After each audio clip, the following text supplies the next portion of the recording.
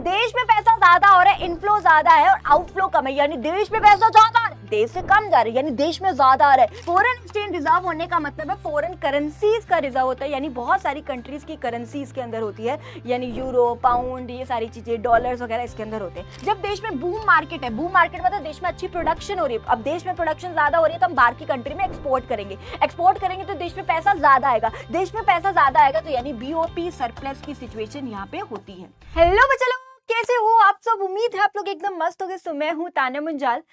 मेरे प्यारे प्यारे बच्चों, आज हम एक नए चैप्टर से शुरुआत करने वाले हैं और आज आपकी मैक्रो इकोनॉमिक्स में खत्म कर दूंगी। चैप्टर का नेम देख लीजिए मेरे बच्चे, चैप्टर का नेम है आपका बैलेंस ऑफ पेमेंट, जो है मेरे बच्चे चैप्टर का जो है नेम है। फटाफट से मेरे बच्चे देख लेते हैं इस चैप्टर में हम कौन कौन से टॉपिक्स करने वाले। तो सबसे पहले समझेंगे भाई चैप्टर का नेम बैलेंस ऑफ पेमेंट है, तो सबसे पहले ये समझेंगे कि बैलेंस ऑफ पेमेंट है क्या। उसके बाद समझेंगे करंट अकाउंट क्या है, बैलेंस ऑफ ट्रेड क्या होता है, कैपिटल अकाउंट क्या होता है, ऑफिशियल रिजर्व अकाउंट क्या होता है, equilibrium and disequilibrium in BOP का टॉपिक करने वाले। सबसे इंपॉर्टेंट टॉपिक इस पूरे चैप्टर का, सबसे ज्यादा इंपॉर्टेंट टॉपिक है ऑटोनोमस आइटम्स और अकोमोडेटिंग आइटम्स क्या होती है, ये अच्छे से समझेंगे। एक एक क्वेश्चन आ जाता है, capital account surplus may be a grim indicator, ये टॉपिक आ जाता है। उसके बाद हम समझेंगे कुछ causes of BOP disequilibrium, last में समझेंगे इंपॉर्टेंस ऑफ बीओपी। ये नहीं है, ये गलती से लिखा गया, ठीक है। चलिए जी, तो फटाफट से मेरे बच्चे शुरुआत करते हैं। सबसे पहले समझते हैं मेरे बच्चे बैलेंस ऑफ पेमेंट क्या होता है। क्या है मेरे बच्चे balance of payment? Balance of payment का मतलब क्या है मेरे बच्चे? एक तरह से एक स्टेटमेंट है। बैलेंस ऑफ पेमेंट जो है एक तरह से बीओपी का अकाउंट बनता है। बैलेंस ऑफ पेमेंट जो है मेरे बच्चे एक तरह से स्टेटमेंट है। किस चीज की स्टेटमेंट है? देखो भाई, अगर मैं आपको नॉर्मल से बताऊं, देखो आसान भाषा में आपको समझाती हूँ। देखो हमारा भारत है ना, बाहर की कंट्रीज के साथ बहुत ज्यादा एक्सचेंज करता है। हमारे भारत की और बाहर की कंट्रीज के साथ बहुत सारी ट्रांजेक्शन होती है, तो कभी पैसा आता है हमारे देश में तो कभी पैसा जाता है। देखो सीधी सी बात है, सीधी सी बात है, हमारा भारत बाहर की कंट्रीज का कुछ ना कुछ ट्रांजेक्शन्स करता रहता है, ठीक है। तो कभी पैसा आता है हमारे देश में तो कभी पैसा जाता है हमारे देश में, हमारे देश से, है ना। तो ये होता ही रहता है, ये ट्रांजेक्शन्स होती रहती है। सो बैलेंस ऑफ पेमेंट क्या है? ये एक तरह से स्टेटमेंट है। स्टेटमेंट मैं आपको बता देती हूँ। यहाँ पे जो है मेरे बच्चे हमेशा डेबिट बैलेंस आता है, यहाँ पे मेरे बच्चे क्रेडिट बैलेंस आता है। डेबिट बैलेंस का मतलब होता है आउटफ्लो, आउटफ्लो पैसा देश से जा रहा है, ठीक है। और क्रेडिट बैलेंस का मतलब होता है देश में पैसा आ रहा है, यानी इनफ्लो हो रहा है। और देश से पैसा जा रहा है तो इसको हम नेगेटिव आइटम से जो है डिनोट करते हैं। दिस इज योर नेगेटिव, इसको हम किससे डिनोट करते हैं? नेगेटिव आइटम से जो है डिनोट करते हैं, ठीक है। और ये जो है देश में पैसा आ रहा है तो उसको हम पॉजिटिव आइटम से जो है डिनोट करते हैं। अब ध्यान समझिए, ये है मेरा बच्चे आपका बैलेंस ऑफ पेमेंट का अकाउंट। ये एक स्टेटमेंट है। बीओपी क्या है? एक स्टेटमेंट है। इट इज अ स्टेटमेंट, एक स्टेटमेंट है जो जिसमें हम क्या रिकॉर्ड करते हैं, which all the monetary transaction, जिसमें सारी की सारी मॉनेटरी ट्रांजेक्शन, मॉनेटरी का मतलब है जितनी भी मनी की फॉर्म में ट्रांजेक्शन हो रही है। देखो हमारे देश से पैसा जाता है और देश में पैसा आता भी है। जितनी भी मनी की फॉर्म में ट्रांजेक्शन हो रही है ऑफ अ कंट्री, मतलब हमारे देश की, with rest of the world, यानी बाहर की कंट्री के साथ जो ट्रांजेक्शन हो रही है, वो सारी चीजें हम इसमें क्या करते हैं? रिकॉर्ड करते हैं। अब बात ही करते हैं मैडम हम कौन कौन सी ट्रांजेक्शन को इस स्टेटमेंट के अंदर, इस बीओपी अकाउंट के अंदर जो है मेरे बच्चे क्या करते हैं? रिकॉर्ड करते हैं। देखिए भाई, आप ह्यूमैनिटीज के स्टूडेंट्स हो तो मे भी आपको थोड़ी सी इसमें दिक्कत आ सकती है। अकाउंट क्या है? जनरली कॉमर्स के स्टूडेंट्स जो अकाउंट्स पढ़ते हैं तो उनको ये पता होती है, जैसे कि बीओपी अकाउंट, जैसे ये चीजें आप कॉमर्स के बच्चा रिलेट कर पाता है। लेकिन ह्यूमैनिटीज के बच्चों को मे भी थोड़ी सी दिक्कत है, लेकिन आप इसको समझने की कोशिश करना, बहुत ईजीएस्ट लैंग्वेज में मैं करवा रही हूँ, ठीक है। अभी तक समझ आया? बैलेंस ऑफ पेमेंट का मतलब है हमारा भारत बाहर की कंट्री के साथ कुछ ना कुछ ट्रांजेक्शन करता है। वो ट्रांजेक्शन मनी की फॉर्म में होते हैं, मॉनेटरी फॉर्म में होते हैं। यानी अगर लेट्स से मैंने एक्सपोर्ट किया तो देश में पैसा आएगा, ठीक है। और मान लो लेट्स से इंपोर्ट किया, खरीदा बाहर की कंट्री से, देश से पैसा जाएगा। यानी मॉनेटरी ट्रांजैक्शंस होती है हमारे देश की बाहर की कंट्री के साथ, तो कभी पैसा आता है हमारे देश में तो कभी पैसा जाता है हमारे देश में। वो सारी की सारी ट्रांजैक्शंस को हम इस बीओपी अकाउंट में क्या करते हैं मेरे बच्चे? रिकॉर्ड करते हैं। अब बात ही करते हैं मैम कौन कौन सी ट्रांजैक्शंस को रिकॉर्ड किया जाता है। सबसे पहले रिकॉर्ड किया जाता है एक्सपोर्ट या फिर इंपोर्ट्स ऑफ गुड्स, जिसको हम विजिबल आइटम बोलते हैं। विजिबल आइटम मतलब, विजिबल मतलब जिसको आप देख सकते हो अपने आंखों से, विजिबल गुड्स को आप देख सकते हो, इधर से उधर जाते हो आप गुड्स को देख सकते हो, इसलिए हम इसको क्या बोलते हैं? विजिबल आइटम बोलते हैं। क्या बोल रहे हैं, exports of goods. Exports of goods का मतलब है हमारे देश से गुड्स जा रहे हैं, हम बेच रहे हैं बाहर की कंट्रीज में, तो हमारे देश में पैसा आ रहा है, पैसा आ रहा है यानी इनफ्लो हो रहा है कैश का, मतलब हमारे देश में पैसा आ रहा है, इनफ्लो हो रहा है, इनफ्लो हो रहा है तो हम उसको कहां पे रिकॉर्ड कर देंगे, हम उसको मेरे बच्चे यहाँ पे रिकॉर्ड कर देंगे। कहां रिकॉर्ड कर देंगे, हम इसको क्रेडिट साइड में जो है रिकॉर्ड कर देंगे, यानी इनफ्लो हो रहा है। ठीक है जी। अब सेम इंपोर्ट की बात करते हैं, अगर लेट्स से हम बाहर की कंट्री से खरीदते हैं तो देश से पैसा जा रहा है यानी आउटफ्लो हो रहा है, आउटफ्लो हो रहा है तो हम उसको कहां पे रिकॉर्ड कर देंगे, यहाँ पे रिकॉर्ड कर देंगे। सेम मेरे बच्चे आगे के एक्सपोर्ट या फिर इंपोर्ट्स ऑफ सर्विसेज। सर्विसेज को इनविजिबल आइटम बोला जाता है क्योंकि हम इसको अपनी आईज से, आंखों से देख नहीं सकते, इनविजिबल है, इसलिए हम इसको क्या बोलते हैं, इनविजिबल आइटम बोलते हैं। सर्विसेज आपकी दो प्रकार की होती है, एक होती है आपकी फैक्टर सर्विसेज और एक होती है मेरे बच्चे नॉन फैक्टर सर्विसेज, जो हम आगे मैं आपको डिटेल में करा दूंगी। There are two types of services, एक होती है फैक्टर सर्विसेज, एक होती है आपकी नॉन फैक्टर सर्विसेज, जो हम आगे कराऊंगी। अब फटाफट से देख लीजिए मेरे बच्चे, एक्सपोर्ट या इंपोर्ट्स ऑफ सर्विसेज का मतलब है कि मान लो आपने सर्विसेज दी तो देश में पैसा आएगा, पैसा आएगा यानी इनफ्लो होगा, इनफ्लो होगा तो क्रेडिट साइड में लिख दोगे। सेम दूसरी तरफ इंपोर्ट ऑफ सर्विसेज मतलब आप बाहर की कंट्री से सर्विसेज ले रहे हो तो देश से पैसा जा रहा है यानी आउटफ्लो, आउटफ्लो तो आप कहां पे लिख दोगे, यहाँ पे लिख दोगे। नेक्स्ट है मेरे बच्चे यूनिलेटरल ट्रांसफर, जिसको हम क्या बोलते हैं मेरे बच्चे, करंट ट्रांसफर भी बोलते हैं, या इसी को हम ट्रांसफर पेमेंट्स या ट्रांसफर इनकम भी बोला जाता है। ट्रांसफर पेमेंट बोल लो या ट्रांसफर इनकम बोल लो। ठीक है जी। यूनि का मतलब होता है वन, यूनि का मतलब होता है वन साइडेड ट्रांजैक्शन, जिसमें सिर्फ वन साइडेड ट्रांजैक्शन, जिसको मैं करंट ट्रांसफर भी बोल देती हूँ या फिर इसको ट्रांसफर पेमेंट या transfer income. Transfer payment, transfer income तो आपने पढ़ रखा है, कौन से चैप्टर वो, national income and related aggregates में मैंने आपको बताया था ट्रांसफर पेमेंट या ट्रांसफर इनकम क्या होती है। देखो भाई, ट्रांसफर पेमेंट या ट्रांसफर इनकम का मतलब है ऐसी इनकम जो आप कमा रहे हो बिना कोई सर्विसेज दी, है ना, जैसे किसी ने मुझे डोनेशन दे दी या किसी से मुझे स्कॉलरशिप की फॉर्म में पैसा मिला, वो सब। ठीक है, तो वही बात कर रहे हैं। यूनिलेटरल ट्रांसफर मतलब वन साइडेड ट्रांजैक्शन, इसका मतलब क्या, या वन साइडेड ट्रांसफर का मतलब है कि आपने उसको कोई सर्विसेज नहीं दी लेकिन फिर भी आप पैसा कमा रहे हो, वन साइडेड ट्रांसफर हुआ ना, टू साइडेड नहीं हुआ, आपने तो कुछ सर्विसेज नहीं दी ना, फिर भी आपको डोनेशन की फॉर्म में या स्कॉलरशिप की फॉर्म में जो है आपको पैसा मिल रहा है। तो देख लीजिए, यूनिलेटरल ट्रांसफर फ्रॉम अब्रॉड, यानी अगर मान लो लेट्स से बाहर की कंट्री से आया पैसा डोनेशन की फॉर्म में या फिर स्कॉलरशिप की फॉर्म में, अपने देश में पैसा है तो हमारे देश में पैसा आ रहा है तो हमको इनफ्लो हो रहा है, इनफ्लो हो रहा है तो हम क्रेडिट साइड में रिकॉर्ड कर देंगे, लिख देंगे। सेम अगर आप ट्रांसफर कर रहे हो, ठीक है, यूनिलेटरल ट्रांसफर टू अब्रॉड हो रहा है या करंट ट्रांसफर टू अब्रॉड हो रहा है या ट्रांसफर पेमेंट्स टू अब्रॉड है, यानी हमारे देश से जा रहा है यानी आउटफ्लो हो रहा है, आउटफ्लो हो रहा है तो हम यहाँ पे लिख देंगे। यहाँ तक ठीक है। नेक्स्ट है मेरे बच्चे sale and purchase of real asset, जिसको मैं फिजिकल एसेट भी बोलती हूँ, जैसे कि प्लांट एंड मशीनरी, बिल्डिंग वगैरह एक्सेट्रा वगैरह। ठीक है, लेट्स से पहला मैं बोल देती हूँ मैंने सेल करी, कोई बिल्डिंग बेची या कोई मशीनें वगैरह बेची, जिसको मैं रियल एसेट बोल देती हूँ, इसको फिजिकल एसेट भी बोल देती हूँ। अगर मैंने ये बेचा तो देश में पैसा आएगा यानी इनफ्लो होगा, इनफ्लो होगा तो हम कहाँ पे रिकॉर्ड कर देंगे, क्रेडिट साइड में रिकॉर्ड कर देंगे। अगर मैंने बाहर की कंट्री से परचेज करी, कोई मशीन वगैरह खरीदी या बिल्डिंग खरीदी तो देश से पैसा जा रहा है तो यहाँ हम लिख देंगे, यहाँ पे लिख देंगे। नेक्स्ट है मेरे बच्चे international sale and purchase of financial asset like shares and board. ठीक है, इंटरनेशनल क्यों बोला गया, इंटरनेशनल इसलिए बोला गया क्योंकि हमारा देश बाहर की कंट्री के साथ कर रहा है ना, फॉरेन कंट्री के साथ, यानी रेस्ट ऑफ द वर्ल्ड, जिसका अब्रॉड बोल देते हैं, यानी इंटरनेशनली हो रही है ना ट्रांजेक्शन, तब इसको बोला जा रहा है इंटरनेशनल। ठीक है, क्या बोल रहा है, इंटरनेशनल सेल कर रहे हैं या फिर परचेज कर रहे हैं। लेट्स से अगर मैंने ये सेल करी फाइनेंशियल एसेट्स को, शेयर बॉन्ड वगैरह बेचे, ठीक है, तो देश में पैसा आएगा, देश में पैसा आएगा यानी इनफ्लो होगा, इनफ्लो होगा तो मैं यहाँ पे लिख दूंगी। सेम दूसरी तरफ अगर मैंने लेते बाहर की कंट्री से परचेज किए तो देश से पैसा जाएगा यानी आउटफ्लो, आउटफ्लो को मैं कहाँ पे लिख दूंगी, यहाँ पे लिख दूंगी। यही है मेरा बच्चे balance of payment. Balance of payment का मतलब एक ऐसी स्टेटमेंट है जिसमें हम क्या रिकॉर्ड करते हैं, सारी की सारी मॉनेटरी ट्रांजैक्शंस को रिकॉर्ड करते हैं जो हमारा भारत देश बाहर की कंट्री के साथ करता है। देश में पैसा आता है तो यहाँ लिख देते हैं, देश से पैसा जाता है तो यहाँ लिख देते हैं। अब जो एक चीज जो आपके लिए मेन समझने की चीज है, एक बार मैं थोड़ा सा इसको इरेज कर देती हूँ because I need a space. आप ध्यान समझिए, अगर मान लो मेरे बच्चे आपका डेबिट साइड और क्रेडिट साइड का बैलेंस इक्वल है, अगर आपका डेबिट साइड का बैलेंस और क्रेडिट साइड का बैलेंस इक्वल है, इसको हम बोलते हैं मेरे बच्चे बैलेंस या फिर बैलेंस बीओपी बोल देते हैं। इसको हम बोल देते हैं मेरे बच्चे बैलेंस ऑफ पेमेंट। ठीक है, बैलेंस बीओपी बोलो या बैलेंस ऑफ पेमेंट, मैं आपको यहाँ पे दिखा भी देती हूँ।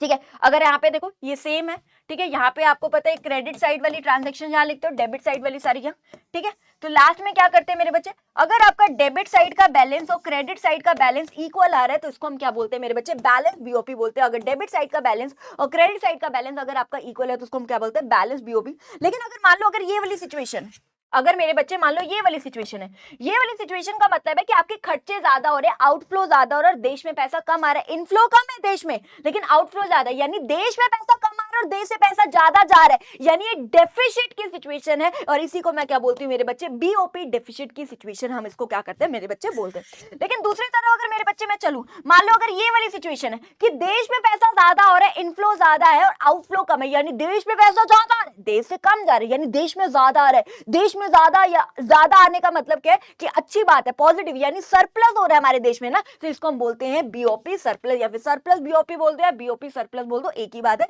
यही सेम चीज मेरे बच्चे यहाँ पे क्या है लिखी हुई है, उसको अच्छे से देख लीजिएगा। अब ध्यान समझिए मेरे बच्चे, अब मेरे बच्चे जो बीओपी है, बीओपी की 3 कंपोनेंट्स होते हैं, एक होता है आपका करंट अकाउंट, एक होता है मेरे बच्चे आपका कैपिटल अकाउंट और तीसरा होता है मेरे बच्चे ऑफिशियल रिजर्व अकाउंट।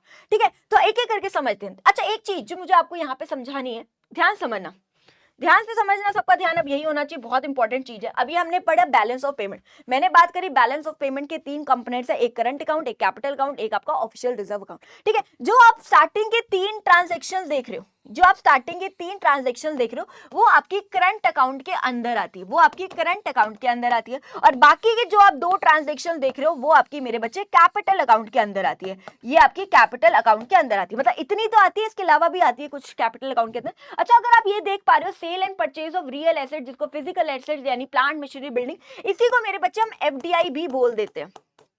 एफडीआई का मतलब होता है फॉरेन डायरेक्ट इन्वेस्टमेंट, यानी फॉरेन के लोग हमारे देश में पैसा लेट्स से लगा रहे, लगाने का मतलब वो इन्वेस्ट कर रहे, देश में पैसा लगा रहे। किस में लगा रहे? जैसे कि वो मान लो किसी बिल्डिंग खरीद रहे, कोई मशीन वगैरह खरीद रहे, जैसे बाहर की जितनी भी एमएनसीज वगैरह होती है वो हमारे देश में आती है, बिल्डिंग खरीदती है या फिर पैसा लगाती है, इन्वेस्ट करती है ना, और प्रोडक्शन करती है, उससे मशीनें वगैरह खरीदती है, उससे प्रोडक्शन करती है और जीडीपी में भी कॉन्ट्रीब्यूट करती है। तो एफडीआई से होता क्या? एफडीआई मतलब बाहर के जो इन्वेस्टर्स है हमारे देश में पैसा लगा रहे, किस में पैसा लगा रहे? बिल्डिंग वगैरह खरीद रहे, मशीनें वगैरह खरीद रहे हैं और उससे प्रोडक्शन कर रहे हैं, प्रोडक्शन करके हमारे देश में जीडीपी में भी कंट्रीब्यूशन कर रहे हैं। और जितने भी बाहर की एमएनसीज आती है, मैकडॉनल्ड हो गया, बहुत बड़े बड़े ब्रांड्स हम देखते हैं जो हमारे देश में आते हैं, बिल्डिंग वगैरह खरीदते हैं, मशीनें वगैरह खरीदते हैं, हमारे देश में प्रोडक्शन में कंट्रीब्यूट करते हैं। ठीक है, यानी हमारे देश के जीडीपी में भी कंट्रीब्यूट होता है, इसको हम एफडीआई बोलते थे। और इसी को मेरे बच्चे international sale and purchase of financial asset, इसी को बेटा हम एफआईआई यानी फॉरेन इंस्टीट्यूशनल इन्वेस्टमेंट भी कहते हैं। फॉरेन इंस्टीट्यूशनल इन्वेस्टमेंट का मतलब है कि बाहर के जो इन्वेस्टर्स है वो हमारे कंपनीज में, यानी फाइनेंशियल इंस्टीट्यूशंस का मतलब है एक तरह से वो फाइनेंशियल कंपनीज में वो पैसा लगाते हैं, यानी वो शेयर्स वगैरह खरीदते हैं, ये डिबेंचर, बॉन्ड, ये सारी चीजों को वो खरीदते हैं। ठीक है, तो एक तरह से अगर मैं बात करूं फॉरेन इंस्टीट्यूशनल इन्वेस्टमेंट का मतलब है कि हमारे देश में आके हमारी कंपनी के शेयर, डिबेंचर, बॉन्ड्स वगैरह खरीदते हैं। और ऊपर वाले में क्या है कि वो हमारे देश में पैसा लगाते हैं किसी मशीनें वगैरह में या बिल्डिंग वगैरह खरीदते हैं, प्रोडक्शन में कंट्रीब्यूट करते हैं, जीडीपी में कंट्रीब्यूट करते हैं। तो ये फर्क होता है मेरे बच्चे एफडीआई और एफआईआई में, फॉरेन डायरेक्ट इन्वेस्टमेंट और foreign institutional investment. Foreign institutional investment का मतलब है कि हमारे देश के इंस्टीट्यूशन में वो पैसा लगाते हैं, यानी कंपनीज में पैसा लगाते हैं, यानी कंपनी के शेयर, बॉन्ड, डिबेंचर्स वगैरह वो खरीदते हैं।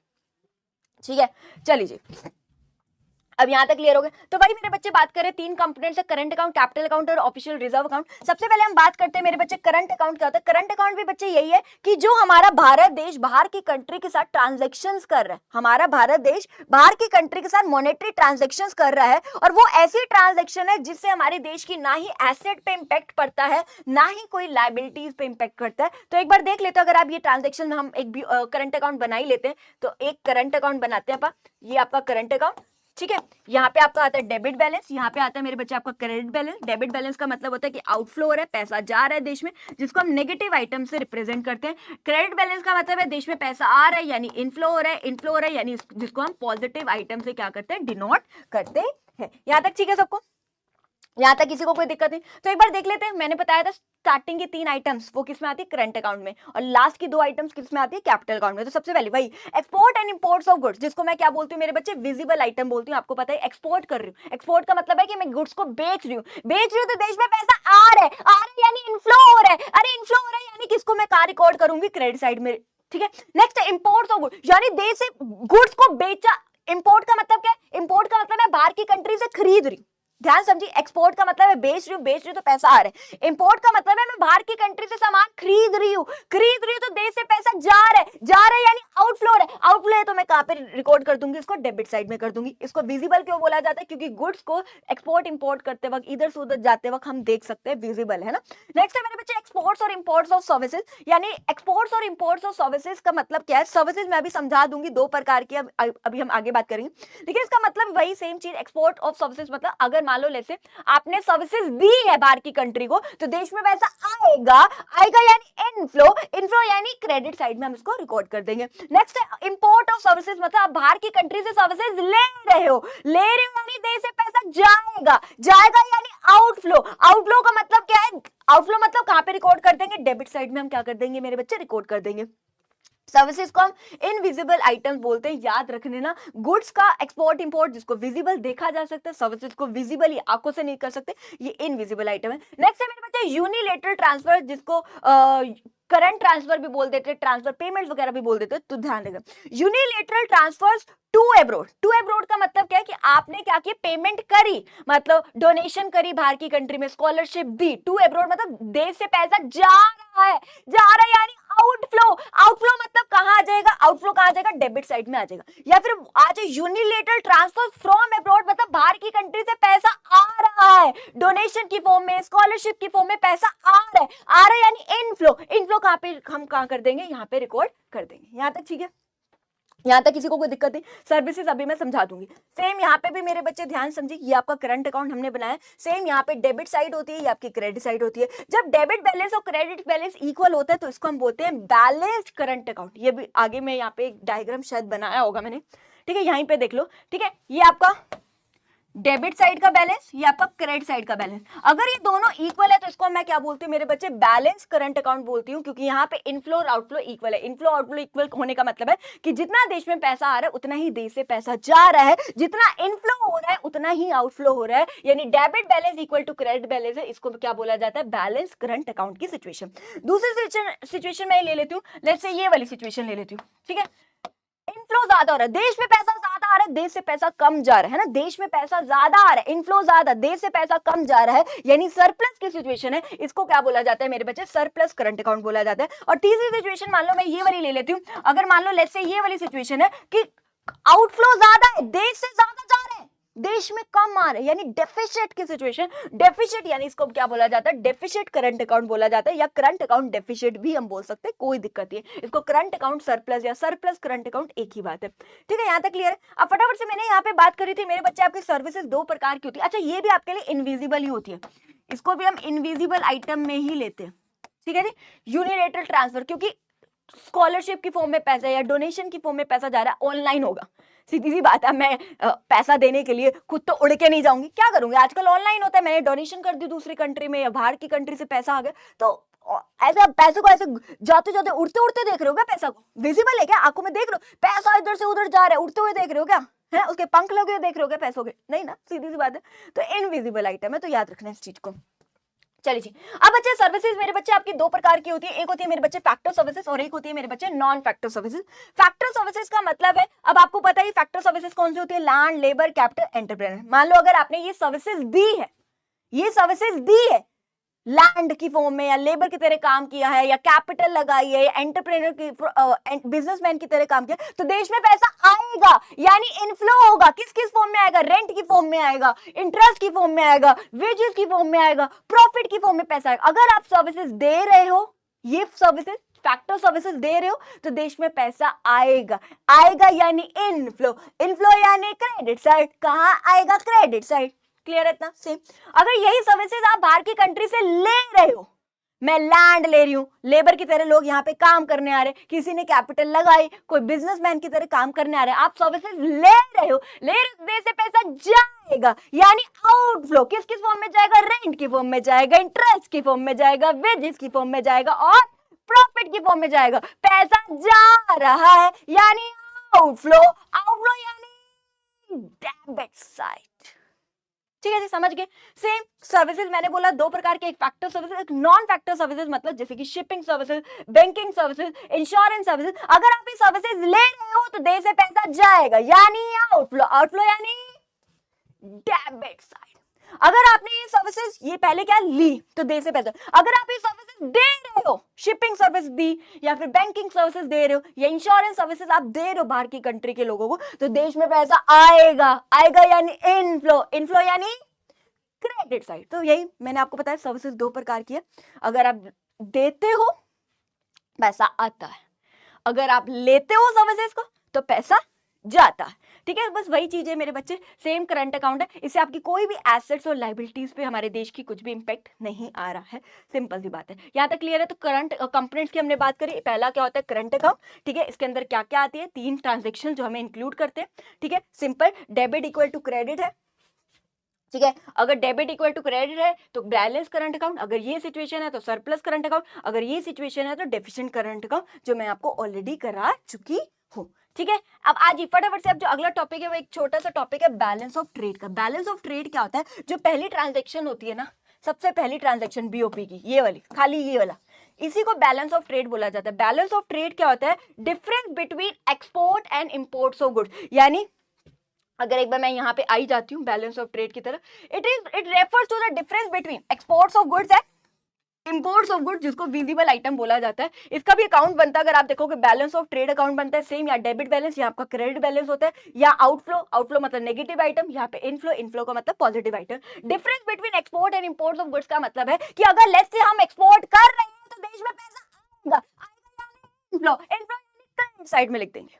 नेक्स्ट है, अगर आप इंपोर्ट कर रहे हो गुड्स, इंपोर्ट मतलब क्या, बाहर की कंट्री से सामान खरीद रहे हो तो देश से पैसा जाएगा, जाएगा यानी आउटफ्लो होगा, आउटफ्लो होगा यानी कहां पे हम रिकॉर्ड कर देंगे इसको, डेबिट साइड में जो है मेरे बच्चे रिकॉर्ड कर देंगे। तो बैलेंस ऑफ ट्रेड का मतलब ये होता है it is the difference between exports of goods and imports of goods, यानी विजिबल आइटम हम इसमें लेते हैं, वो क्या होता है आपका बैलेंस ऑफ ट्रेड होता है। सो यहाँ पे आपने क्या कर दिया, रिकॉर्ड कर दिया, यहाँ पे आपने जो एक्सपोर्ट किया, देश में पैसा आ रहा है, पैसा आ रहा है वो यहाँ लिख दिया, कितना पैसा आ रहा है। नेक्स्ट यहाँ पे क्या किया, अगर मान लो आपने इंपोर्ट क्या खरीदा तो देश से पैसा जा रहा है यानी आउटफ्लो, यहाँ पे लिख दिया।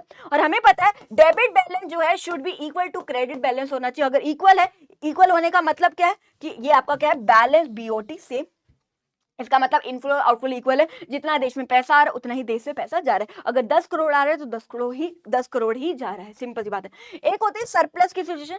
अब एक बात यहाँ से आ जाओ, अगर मान लो ये वाली सिचुएशन, ये वाली सिचुएशन, इसका मतलब है इनफ्लो ज्यादा है, देश में पैसा ज्यादा आ रहा है, देश से पैसा कम जा रहा है, देश में ज्यादा है, ज्यादा यानी सरप्लस, सरप्लस यानी ये बीओटी सरप्लस की सिचुएशन होती है। और अगर ये वाली सिचुएशन है, मान लो अगर आपकी ये वाली सिचुएशन है, यानी देश से पैसा ज्यादा देश में कम आ रहा है, ज्यादा जा रहा है देश से पैसा, यानी डेफिसिट की सिचुएशन, डेफिसिट यानी बीओटी डेफिसिट की सिचुएशन यहाँ पे होती है। तो बीओटी भी आपका बैलेंस हो सकता है, सरप्लस हो सकता है और डेफिसिट हो सकता है, जो मैंने आपको अच्छे से यहाँ पे समझा दिया। ठीक है, तो अभी तक हमने करंट अकाउंट भी कर लिया, बीओटी भी कर लिया। अब फटाफट से आ जाइए मेरे बच्चा, कैपिटल अकाउंट क्या होता है। कैपिटल अकाउंट भी एक तरह से यहाँ पे बनता है, सेम कैपिटल अकाउंट बनता है सेम। यहाँ पे आपका डेबिट बैलेंस होता है, यहाँ पे आपका क्रेडिट बैलेंस होता है। डेबिट का मतलब क्या होता है, आपका आउटफ्लो होना, ठीक है, देश से पैसा कितना जा रहा है।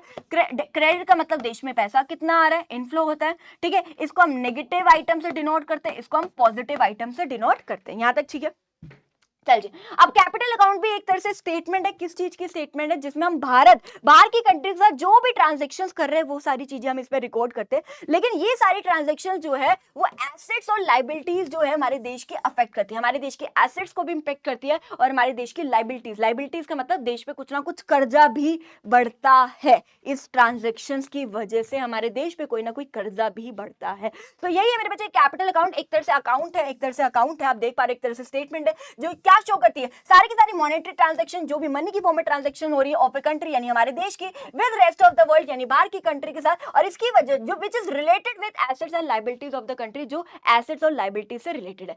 आगे चलते हैं मेरे बच्चे, कैपिटल अकाउंट के क्या क्या कंपोनेंट्स है फटाफट से देख लीजिए। सबसे पहले फॉरेन इन्वेस्टमेंट, दूसरा आपका बोरोइंग्स और लेंडिंग्स, और दूसरा है तीसरा आपका मेरे बच्चे अदर्स में आता है।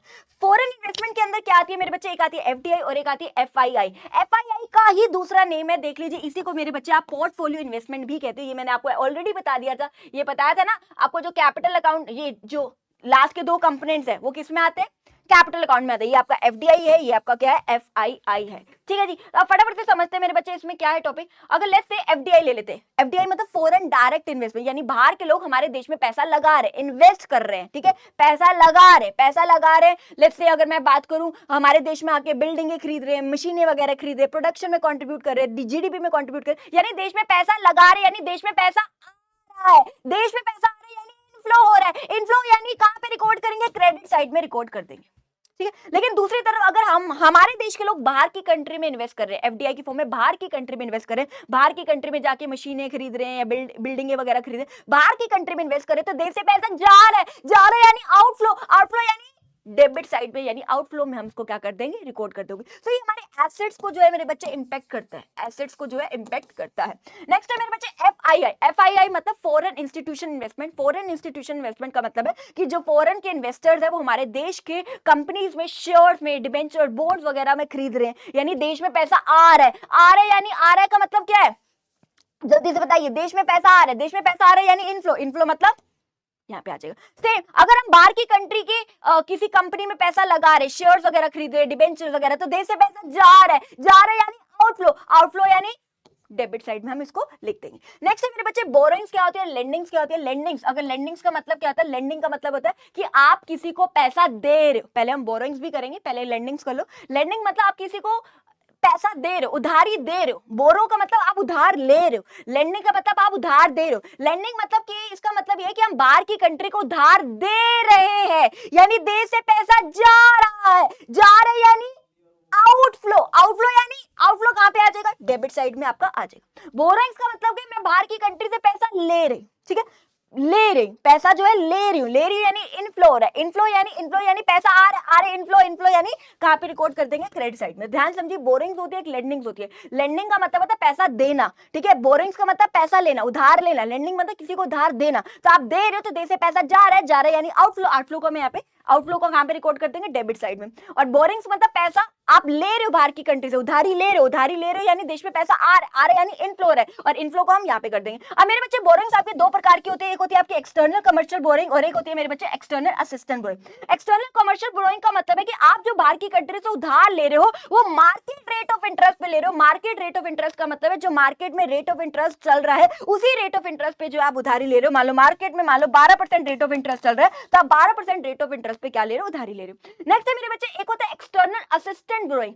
एक्सटर्नल असिस्टेंट बोरोइंग का मतलब है कि आप जो बाहर की कंट्री से उधारी ले रहे हो वो कंसेशन रेट ऑफ इंटरेस्ट पे ले रहे हो। कंसेशन का मतलब होता है छूट, कंसेशन का मतलब होता है छूट। छूट का मतलब है कि मार्केट से कम रेट ऑफ इंटरेस्ट पे जब आप उधार लेते हो, मान लो मार्केट में 12% रेट ऑफ इंटरेस्ट चल रहा था, लेकिन आपके देश की हालत इतनी बुरी थी कि आप इतना अफोर्ड ही नहीं कर सकते थे रेट ऑफ इंटरेस्ट, तो आपने बाहर की कंट्री से थोड़े कंसेशन रेट ऑफ इंटरेस्ट पे जो है लोन लिया। मान लो 12% मार्केट पे चल रहा था, लेकिन आपने 10% रेट ऑफ इंटरेस्ट पे लिया। इसको हम कहते हैं कंसेशन रेट ऑफ इंटरेस्ट का मतलब है मार्केट से कम रेट ऑफ इंटरेस्ट पे क्या कर रहे हो, आप लोन ले रहे हो, यानी पैसा तो आ ही रहा है ना, दोनों में पैसा आ रहा है यानी इनफ्लो। इनफ्लो को काम डाल देंगे हम क्रेडिट साइड में डाल देंगे। नेक्स्ट है मेरे बच्चे अदर्स। अदर्स में आती है सबसे पहले एनआरआई डिपॉजिट। एनआरआई डिपॉजिट का मतलब क्या है कि मान लो बाहर किसी एनआरआई ने, नॉन रेजिडेंट ऑफ इंडिया ने हमारे देश में पैसा लगाया, यानी देश में पैसा डिपॉजिट कर रहे हैं, यानी देश में पैसा आ रहा है यानी इनफ्लो। इनफ्लो को कहां डाल देंगे, क्रेडिट साइड में डाल देंगे। दूसरा मेरे बच्चे बैंकिंग कैपिटल। बैंकिंग कैपिटल का मतलब है कि लेट्स से एग्जांपल ले लेती हूं,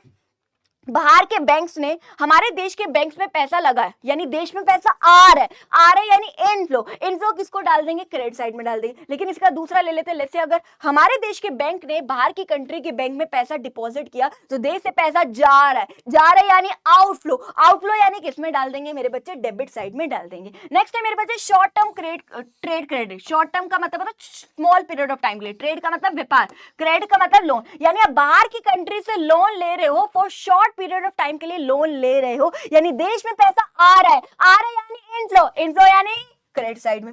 दूसरी तरफ अगर आपने बाहर की कंट्री को लोन दे रहे हो, शॉर्ट पीरियड टाइम के लिए लोन दे रहे हो, ट्रेड क्रेडिट मतलब शॉर्ट पीरियड टाइम के लिए आप लोन दे रहे हो, यानी देश से पैसा जा रहा है यानी आउटफ्लो कहां पे आ जाएगा, डेबिट साइड में आ जाएगा। ठीक है जी, तो यही मेरे बच्चे कैपिटल अकाउंट है। अगर आप देखो इससे एसेट पे इंपैक्ट होता है, इससे हमारे देश की लायबिलिटीज पे इंपैक्ट होता है, क्योंकि आप बोरोइंग्स कर रहे हो, उधार ले रहे हो, तो भाई उधार लोगे तो चुकाना भी पड़ेगा, इससे देश की लायबिलिटी कर्जा भी बढ़ता है। ठीक है, तो सेम मेरे बच्चे सेम अगर मैं यहाँ पे चलूं, हमें पता है इस साइड डेबिट साइड इस साइड क्रेडिट, आपका डेबिट जो है should be equal to credit side होना चाहिए, जिसको मैं क्या बोल देती हूँ, बैलेंस कैपिटल अकाउंट। लेकिन अगर मान लो ये वाली सिचुएशन है तो इसको मैं क्या बोल देती हूँ, सरप्लस कैपिटल अकाउंट, ठीक है। और अगर मान लो सेम वही चीज है, अगर मान लो ये वाली सिचुएशन है तो इसको क्या बोल देते हैं, डेफिसिट कैपिटल अकाउंट, जो मैंने आपको पहले भी ऐसी चीजें समझा दी है, सेम है। नेक्स्ट है मेरे बच्चे, अब हमें पता है बैलेंस ऑफ पेमेंट के 3 कंपोनेंट से हमने बात करे थे। कौन कौन से 3 कंपोनेंट से, एक था करंट अकाउंट, एक था कैपिटल अकाउंट और एक है आपका ऑफिशियल रिजर्व अकाउंट।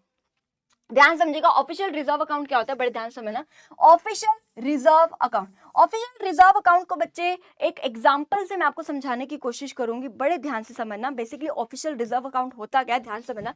एक आरबीआई होता है, आरबीआई जो है मेंटेन करता है या बनाता है एक ऑफिशियल रिजर्व अकाउंट। एक तरह से अकाउंट कौन बनाता है, आरबीआई बनाता है। तो एक बार देख लीजिए इसका meaning, it is a foreign exchange reserve which is maintained by the RBI. Official reserve account क्या होता है, एक ऐसा अकाउंट होता है, ये आपका मान लो ऑफिशियल रिजर्व अकाउंट है, ऑफिशियल रिजर्व अकाउंट, ठीक है। ये ऐसा अकाउंट है जो कौन मेंटेन करता है, आरबीआई मेंटेन करता है। और इस अकाउंट में क्या होता है, इस अकाउंट में बहुत सारा फॉरेन एक्सचेंज रिजर्व होता है। इस अकाउंट के अंदर क्या होता है, इस अकाउंट में फॉरेन एक्सचेंज रिजर्व होता है। फॉरेन एक्सचेंज रिजर्व होने का मतलब है फॉरेन करेंसीज का रिजर्व होता है, यानी बहुत सारी कंट्रीज की करेंसी इसके अंदर होती है, यानी यूरो, पाउंड, ये सारी चीजें, डॉलर्स वगैरह इसके अंदर होते हैं। तो ये क्या है, ये ऑफिशियल रिजर्व अकाउंट एक ऐसा अकाउंट है जो कौन मेंटेन करता है, आरबीआई मेंटेन करता है। और इसके अंदर होता क्या है, इसके अंदर फॉरेन एक्सचेंज रिजर्व्स होते हैं, यानी फॉरेन करेंसीज का रिजर्व होता है इसके अंदर। अब ये है क्या है, ये ऑफिशियल रिजर्व अकाउंट है क्या, तो इसको हम एक एग्जांपल समझेंगे। सबका ध्यान अब सिर्फ यही होना चाहिए, बड़े ध्यान से समझना, ठीक है। देखो मेरे बच्चे, आपको एक चीज जो बड़े ध्यान से समझनी है, हमें ये पता है कि जो हमारा करंट अकाउंट है, जिसको नहीं पता प्लीज देख लीजिए, हमें ये पता है जो करंट अकाउंट का बैलेंस है प्लस कैपिटल अकाउंट का जो बैलेंस होता है प्लस एरर्स और अमीशन जो होते हैं, एरर्स और अमीशन, ठीक है, वो इक्वल टू 0 होना चाहिए। क्या बोल रहा है, करंट अकाउंट का जो भी बैलेंस होता है प्लस कैपिटल अकाउंट का जो भी बैलेंस होता है, एरर्स का मतलब अगर आपसे कोई गलती होगी तो उसमें ऐड कर दो, ओमिशन मतलब अगर आप कोई आइटम भूल गए हो डालना वो इसमें ऐड कर दो, और उसका बैलेंस जो है वो 0 होना चाहिए। इसको हम बोलते हैं बैलेंस बीओपी, बैलेंस बीओपी या फिर इक्विलिब्रियम। बीओपी इस सिचुएशन में क्या होगी, इक्विलिब्रियम में होगी। बीओपी इक्विलिब्रियम में कब होगी, बीओपी इक्विलिब्रियम में तब होगी जब आपका मेरे बच्चे करंट अकाउंट का बैलेंस प्लस कैपिटल अकाउंट का बैलेंस प्लस एरर्स ओमिशन जो है मेरे बच्चे इक्वल टू क्या होगा, 0 होगा, ठीक है जी। यानी एक तरह से कहने का मतलब ये दोनों इक्वल होने चाहिए, अगर ये दोनों इक्वल होंगे तो ही तो आपका आंसर 0 होगा, सीधी सी बात है। तो क्या करंट अकाउंट का बैलेंस प्लस कैपिटल अकाउंट का बैलेंस प्लस एरर्स और ओमिशन जो है वो इक्वल टू 0 होनी चाहिए। लेकिन अगर इक्वल टू 0 नहीं है, इक्वल टू 0 नहीं है तो दो सिचुएशन अराइज हो सकती है, या तो बीओपी सरप्लस की सिचुएशन अराइज हो सकती है या तो बीओपी डेफिसिट की सिचुएशन आ सकती है। बीओपी सरप्लस में क्या किया जाएगा और बीओपी डेफिसिट में क्या किया जाएगा, ध्यान समझिए। ऑफिशियल रिजर्व अकाउंट का काम ही क्या होता है मेरे बच्चे, ऑफिशियल रिजर्व अकाउंट का काम होता है बीओपी के बैलेंस को इक्विलिब्रियम मतलब बीओपी को बैलेंस करना। ध्यान समझिए, ऑफिशियल रिजर्व अकाउंट का जो काम ही यही होता है, बीओपी का जो अमाउंट आ रहा है उसको बैलेंस करना, यानी इक्वल टू 0 लेके आना, इसका मतलब ये होता है। अब ध्यान समझिए मेरे बच्चे, लेट्स से अगर आप एग्जांपल देख रहे हो, सबका ध्यान अब यही होना चाहिए। देखिए हमने क्या बात करी, करंट अकाउंट का बैलेंस प्लस कैपिटल अकाउंट का बैलेंस प्लस एरर्स ओमिशन जो इक्वल टू 0 होनी चाहिए। अगर आप देखो यहाँ पे क्या लिखा हुआ है, एक्सपोर्ट और इंपोर्ट आ गई, ठीक है। एक्सपोर्ट्स में से इंपोर्ट गया आपका क्या आ गया, ट्रेड बैलेंस, यानी ये बीओटी आ गया, आपका बैलेंस ऑफ ट्रेड आ गया, ठीक है जी, बैलेंस ऑफ ट्रेड इतना आ गया, ठीक है। और हमें पता हमें क्या चाहिए, अब करंट अकाउंट चाहिए, तो इसके अंदर ये आपका क्या है, विजिबल आइटम है ना, ये दोनों आपकी विजिबल आइटम है, ठीक है। इसी के अंदर अगर मैं इनविजिबल आइटम नेट ऐड कर दूं, यानी सर्विसेज वाला भी डाल दूं और यूनिलेटरल ट्रांसफर्स भी डाल दूं, ठीक है जी, ये अमाउंट इधर आ गया, तो मेरे पास ये क्या आ गया मेरे बच्चे, करंट अकाउंट का बैलेंस आ गया जो कि नेगेटिव में, ठीक है जी, ठीक है। अब कैपिटल अकाउंट का बैलेंस, करंट अकाउंट का बैलेंस, ठीक है, प्लस कैपिटल अकाउंट का बैलेंस प्लस एरर्स ओमिशन जो मेरे से कोई गलती होगी, तो मेरे पास जो ओवरऑल बैलेंस आया वो कितना आया, 363 आया। आना कितना चाहिए था, मेरे पास जो बैलेंस आना चाहिए था वो 0 आना चाहिए था। तो ही मैं कहूंगी कि मेरा जो करंट अकाउंट का बैलेंस प्लस कैपिटल अकाउंट का balance plus errors omission should be equal to 0 होना चाहिए था, ये होना चाहिए। बीओपी तब ही इक्विलिब्रियम में होगी, लेकिन यहाँ पे बीओपी इक्विलिब्रियम नहीं है, बीओपी डिसइक्विलिब्रियम की सिचुएशन आ रही है। डिसइक्विलिब्रियम का मतलब है यहाँ तो अगर आप देख रहे हो कितना बैलेंस बच रहा है, 363 बैलेंस बच रहा है। 363 बैलेंस बचने का मतलब है पॉजिटिव बैलेंस बच रहा है, यानी किस चीज की सिचुएशन है, ये हमारी मेरे बच्चे बीओपी सरप्लस की सिचुएशन है। किस चीज की सिचुएशन है मेरे बच्चे, हमारी ये जो है बीओपी सरप्लस की सिचुएशन है। इस सिचुएशन में क्या किया जाएगा, इस सिचुएशन में क्या करती है, आप ध्यान समझिए, इस सिचुएशन में हम ऑफिशियल रिजर्व अकाउंट का इस्तेमाल करते हैं ताकि ये जो 363 बैलेंस पॉजिटिव का बचा है इसको हम क्या लेके आ सके, 0, क्योंकि हमें क्या चाहिए, बीओपी कब इक्विलिब्रियम में होगा, जब वो उसका अमाउंट कितना होगा, जीरो का, वो कब बैलेंस होगा, जीरो। तो इसके लिए हम ऑफिशियल रिजर्व अकाउंट यूज करेंगे। अब ध्यान समझिए ऑफिशियल रिजर्व अकाउंट का यहाँ पे क्या काम है, ध्यान समझिए, देखिए ध्यान से समझना। ये हमें पता है आरबीआई है, आरबीआई क्या करती है, एक ऑफिशियल रिजर्व अकाउंट मेंटेन करती है, इसके अंदर फॉरेन एक्सचेंज रिजर्व रहता है। अब यहाँ पे देखिए मेरे बच्चे, यहाँ पे क्या है 363 जो है, ध्यान से समझना, मैं यहाँ पे लिख देती हूँ, यहाँ पे जो है मेरे बच्चे 363 पॉजिटिव का बचा, लेकिन मुझे क्या चाहिए, जीरो चाहिए, तभी बीओपी क्या होगी, इक्विलिब्रियम में होगी। तो इसके लिए मुझे क्या करना होगा, यहां से निकालना पड़ेगा, क्योंकि ये जो 363 यूएस मिलियन डॉलर मेरे पास एक्स्ट्रा है, मुझे जीरो करना है, तो मुझे यहां से निकालना होगा। और मैं कहां डालूंगी, ये जो इतना अमाउंट है 363 यूएस मिलियन डॉलर, जो इतने अमाउंट है वो मैं कहां डालूंगी, इसको मैं बच्चे ऑफिशियल रिजर्व अकाउंट में डिपॉजिट कर दूंगी, ऑफिशियल रिजर्व अकाउंट में डाल दूंगी। इससे होगा क्या, मेरा ऑफिशियल रिजर्व अकाउंट क्या है, बढ़ जाएगा। इससे मेरा ऑफिशियल रिजर्व अकाउंट क्या हो जाएगा, बढ़ जाएगा। बढ़ना देख रहे हो, इससे क्या होगा, मेरा ऑफिशियल रिजर्व अकाउंट बढ़ जाएगा, और मेरा जो बीओपी का बैलेंस है वो क्या आ जाएगा, इक्विलिब्रियम में आ जाएगा, यानी जीरो आ जाएगा। ऑफिशियल रिजर्व अकाउंट जब बढ़ता है तो उसको हम नेगेटिव साइन से डिनोट करते हैं। देखो यहाँ पे उल्टा होता है, कोई चीज बढ़ती है तो जनरली हम उसको पॉजिटिव से डिनोट करते हैं, लेकिन यहाँ पे जो बढ़ रही है इसको हम उल्टा करते हैं, इसको हम नेगेटिव से करेंगे। जो चीज कम होती है, डिक्रीज होती है, उसको नेगेटिव से करना चाहिए, लेकिन यहाँ पे हम पॉजिटिव से करेंगे। ध्यान समझिए क्या मैं समझा रही हूँ।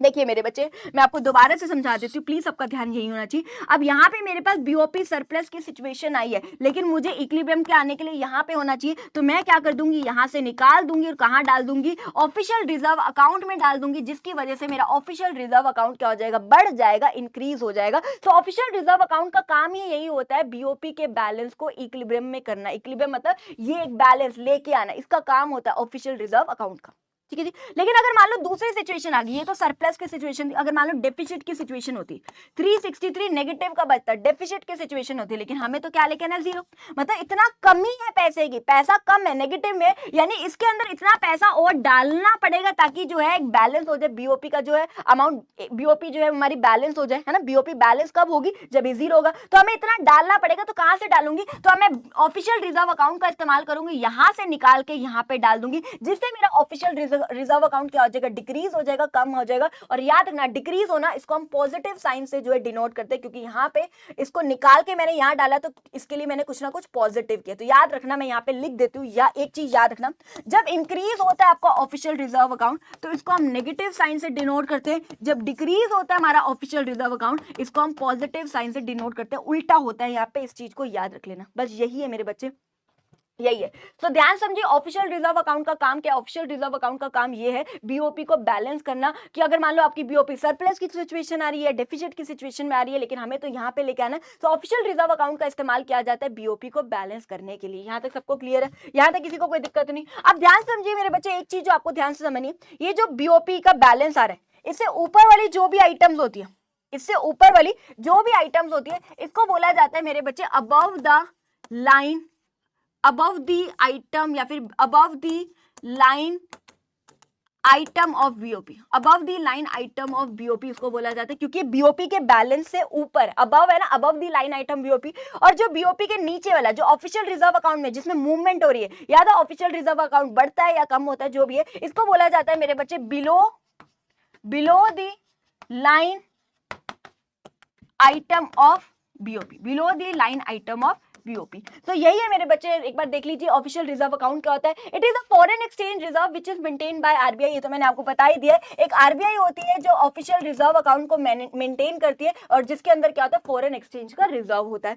ठीक है। This account is used to balance the BOP, ये ऑफिशियल रिजर्व अकाउंट का हम इस्तेमाल ही क्या करते हैं, ताकि बीओपी को बैलेंस करने के लिए। बीओपी कब बैलेंस होगी, जब वो इक्वल टू जीरो होगी। अगर वो इक्वल टू जीरो नहीं है, या तो बीओपी सरप्लस की सिचुएशन आएगी, या तो बीओपी डेफिसिट, जो मैंने आपको यहाँ पे दोनों सिचुएशन करके दिखाई है, ठीक है मेरे बच्चे। If the official reserve account increases, बोल रहा है कि ऑफिशियल रिजर्व अकाउंट बढ़ रहा है। ऑफिशियल रिजर्व अकाउंट बढ़ने का मतलब क्या है, ध्यान से देख लीजिए, दोबारा से करा रही हूँ, फिर मत बोलना नहीं समझ आए। अगर सरप्लस का बैलेंस बच रहा है अगर आपका, ठीक है, हमें क्या करना है, जीरो, दोबारा से करा रही हूँ, हमें क्या करना है, जीरो। तो मैं क्या करूंगी, यहाँ से निकाल दूंगी इतना पैसा, और कहाँ पे डाल दूंगी, ऑफिशियल रिजर्व अकाउंट में डाल दूंगी, जिससे आपका ऑफिशियल रिजर्व अकाउंट जो है ऑफिशियल रिजर्व अकाउंट का बैलेंस बढ़ेगा, और जब बढ़ता है तो उसको हम मेरे बच्चे नेगेटिव साइन से डिनोट करते हैं, क्योंकि निकाल के यहां डाला ये तो बढ़ गया, क्योंकि इसके लिए मैंने निकाला है, नेगेटिव किया ना यहाँ से, तो इसको हम नेगेटिव साइन से डिनोट करते हैं। तो वही मेरे बच्चे यहाँ पे बोल रहे हैं कि अगर आपका ऑफिशियल रिजर्व अकाउंट बढ़ता है तो उसको हम नेगेटिव साइन से डिनोट करते हैं, बट अगर आपका ऑफिशियल रिजर्व अकाउंट डिक्रीज होता है तो उसको हम पॉजिटिव साइन से डिनोट करते हैं। डिक्रीज होने का मतलब क्या, ध्यान से समझिए। अगर मान लो डेफिसिट की सिचुएशन है, माइनस का 363 बच रहा है मान लो, लेकिन हमें जीरो करना है, तो इसके अंदर इतना पैसा और डालना पड़ेगा, तो कहां से डालूंगी, यहां से निकालूंगी और यहाँ पे डाल दूंगी, जिससे ऑफिशियल रिजर्व जो है मेरा क्या हो जाएगा, कम हो जाएगा। कम होने का मतलब यहाँ पे हम साइन उल्टा होता है, डिक्रीज में जनरली हमें माइनस करना चाहिए, लेकिन पॉजिटिव साइन से हम डिनोट करते हैं, क्योंकि यहाँ पे मैंने क्या किया, पॉजिटिव किया। ठीक है, अब ध्यान समझिए, इसी को मेरे बच्चे below the line item of BOP भी बोलते हैं। इसी को ऑफिशियल रिजर्व अकाउंट को हम क्या बोलते हैं मेरे बच्चे, below the line item of BOP भी बोलते हैं। अब ध्यान से समझिए, जो एक सबसे जरूरी बात है, क्या बोल रहे हैं, if official reserve is a part of capital account, कह रहा है, ध्यान समझिए, अगर कैपिटल अकाउंट का, अगर ऑफिशियल रिजर्व अकाउंट इस कैपिटल अकाउंट का ही पार्ट है, अगर ऑफिशियल रिजर्व अकाउंट इस कैपिटल अकाउंट का ही पार्ट है, तो आपका बीओपी का बैलेंस हमेशा ही जीरो आएगा। देखिए क्या बोल रहा है, अगर आपका official reserve account capital account का पार्ट है, तो आपका जो है बैलेंस जो है बीओपी का, वो हमेशा जीरो ही आएगा, बैलेंस होगा हमेशा। लेकिन अगर वो नहीं पार्ट है, अब यहाँ पे देखिए वो नहीं पार्ट था ना, ऑफिशियल रिजर्व अकाउंट नहीं पार्ट था, ठीक है, नहीं पार्ट था, तो इससे क्या होगा, या तो आपकी बीओपी सरप्लस की सिचुएशन आएगी या फिर डेफिसिट की सिचुएशन आएगी। तो उसके लिए हम एक सेपरेट ऑफिशियल रिजर्व अकाउंट बनाते हैं, जैसे कि यहाँ बनाया है, और इसका यूज करके हम बीओपी को क्या करते हैं मेरे बच्चे, बैलेंस करते हैं। तो वही बोल रहे हैं कि अगर कैपिटल अकाउंट के अंदर ही आपका बीओपी इंक्लूडेड, कैपिटल अकाउंट के बैलेंस के अंदर ही अगर आपका ऑफिशियल रिजर्व अकाउंट का बैलेंस इंक्लूडेड है, तो आपका जो बीओपी का बैलेंस जो है वो हमेशा क्या होगा, जीरो आएगा, यानी वो हमेशा बीओपी आपकी बैलेंस रहेगी। लेकिन अगर आपका ऑफिशियल रिजर्व अकाउंट इसका पार्ट नहीं है, तो हम एक सेपरेट अकाउंट बनाते हैं। अगर आप देखो यहाँ पे हमने सेपरेट अकाउंट बनाया है, ठीक है, उस सिचुएशन में आपका जो बीओपी का बैलेंस है तो डेफिसिट में बचेगा या सरप्लस में बचेगा, जैसे आप यहाँ पे देख पा रहे हो सरप्लस में बचे, तो एक सेपरेट अकाउंट बनाया जाएगा, इसका यूज करके हम बीओपी को क्या करेंगे मेरे बच्चे, बैलेंस करेंगे। ठीक है, अगर आपको ये पॉइंट क्लियर भी नहीं हुआ तो भी टेंशन ना लीजिए, इतना जरूरी नहीं है, बस इतना देख लीजिए। If official reserve is a part of capital account, अगर कैपिटल अकाउंट का पार्ट है, then BOP will always zero, तो आपकी बीओपी हमेशा जीरो होगी। बट अगर ऑफिशियल रिजर्व अकाउंट पार्ट नहीं है कैपिटल अकाउंट का, तो आपका बीओपी का बैलेंस या तो सरप्लस होगा या फिर डेफिसिट होगा। जैसे यहाँ पे आपका official reserve account capital account का पार्ट नहीं है, ठीक है, तो आप देख रहे हो आपकी बीओपी का बैलेंस या तो सरप्लस होगा या डेफिसिट बनेगा, और इसके लिए हम एक सेपरेट ऑफिशियल रिजर्व अकाउंट बनाएंगे ताकि हम बीओपी को क्या कर सके, बैलेंस कर सके। Am I clear to you all? तो यही मेरे बच्चे टॉपिक है। अब ये टॉपिक क्लियर हो गया, अब फटाफट से देख लीजिए मेरे बच्चे, जो अगला टॉपिक है equilibrium and disequilibrium in BOP. Equilibrium in BOP तो आपको पता है कब होगा, जब करंट अकाउंट का बैलेंस प्लस कैपिटल अकाउंट का बैलेंस प्लस एरर समीशन जो होगी इक्वल टू जीरो होगी। अब बोल रहे बीओपी डिसइक्विलिब्रियम की सिचुएशन का मतलब है कि जब आपका करंट अकाउंट का बैलेंस कैपिटल अकाउंट का बैलेंस प्लस एरर्स और omission equal to not zero, जब जीरो नहीं होगा तो क्या होगा, बीओपी डिसइक्विलिब्रियम की सिचुएशन होगी। तो उस सिचुएशन में आप ऑफिशियल रिजर्व का जो है मूवमेंट करोगे, वो तो आपको पता है जब जीरो नहीं है तो ऑफिशियल रिजर्व अकाउंट का इस्तेमाल किया जाता था, ठीक है। अगर बीओपी डिसइक्विलिब्रियम है तो दो सिचुएशन हो सकती है, या तो बीओपी सरप्लस हो सकती है या बीओपी डेफिसिट हो सकती है। बीओपी सरप्लस का मतलब है कि अगर आपका जो बीओपी का बैलेंस है वो पॉजिटिव में बच रहा है, ठीक है, लेकिन हमें तो क्या लेना है, जीरो। ये हमारा क्या होता है, आरबीआई होती है, इसके अंदर क्या होता है, ऑफिशियल रिजर्व अकाउंट मेंटेन करती है। अब पॉजिटिव का बैलेंस हमें जीरो करना है, तो मुझे यहां से निकालना पड़ेगा। अब निकालना पड़ेगा तो कहां डालूंगी, निकाल के ऑफिशियल रिजर्व अकाउंट में, जिससे मेरा ऑफिशियल रिजर्व अकाउंट क्या होगा, बढ़ेगा, ठीक है। तो वही है, जब करंट अकाउंट का बैलेंस कैपिटल अकाउंट का बैलेंस में कुछ पॉजिटिव नंबर होता है, उसको हम कहते हैं बीओपी सरप्लस। इसकी वजह से क्या होता है, आपका जो ऑफिशियल रिजर्व है वो क्या होता है, इंक्रीज होता है। नेक्स्ट है मेरे बच्चे बीओपी डेफिसिट। क्या होता है बीओपी डेफिसिट का मतलब क्या है, जब करंट अकाउंट का बैलेंस प्लस कैपिटल अकाउंट का बैलेंस प्लस एरर्स और ओमिशन का कुछ नेगेटिव नंबर बचते हैं। नेगेटिव मतलब मान लो 363 बच रहे हैं, लेकिन मुझे क्या चाहिए, मुझे तो जीरो चाहिए। ये क्या है, मेरा आरबीआई है, ठीक है, ये क्या है, एक ऑफिशियल रिजर्व अकाउंट को वो क्या करेगी, मेंटेन करती है। तो अब मुझे यहाँ पे कमी है तो इसके अंदर डालना पड़ेगा 363 का बैलेंस, तो ही जो है बीओपी बैलेंस होगी। तो कहां से निकालूंगी, तो मैं ऑफिशियल रिजर्व अकाउंट में से निकालूंगी और यहाँ डाल दूंगी। इससे मेरा ऑफिशियल रिजर्व अकाउंट क्या होगा, कम होगा। इससे मेरा ऑफिशियल रिजर्व अकाउंट क्या होगा, डिक्रीज होगा। ठीक है, यहाँ तक क्लियर है सबको?